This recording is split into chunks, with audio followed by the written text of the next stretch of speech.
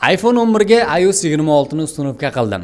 Ha, telefonim o'zini yaxshi his qilyapti. Unaqa qotgani yo'q. O'sha ko'pchilik aytgandek vahimali darajada qiynalib yoki qizib ketgani yo'q. O'zini yaxshi his qilyapti.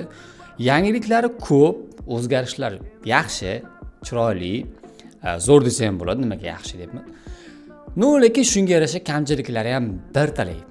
Telefonimda yoqqan paytim iOS ga obnovleniya qilganimdan keyin birinchi kirganingizda любой programmaga hammasida bir martada qotib olar ekan.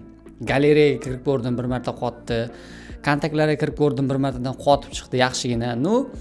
Lekin keyin yaxshilab ketdi. Lekin unaqa qizib ham ketgani yo'q.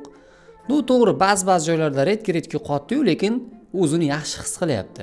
Men hozir iPhone 11 da hamma iOS 26 dagi nima o'zgarishlar bo'lganini hammasini birma-bir ko'rib chiqyapman. Xudo xolasa YouTube ga bitta video chiqaraman. Uni hozir sizlarga aytganim bilan u kamida yo'q deganda ham bir 5 minut oshib ketadi. Undan ko'ra bitta YouTube ga video chiqaraman. O'shani bemalol oldinglarga choyni qo'yib, YouTube da hammasini bir boshdan aytdi-ku ko'rib chiqasizlar. Hozircha shu iOS 26 telefonda поддержка qildi.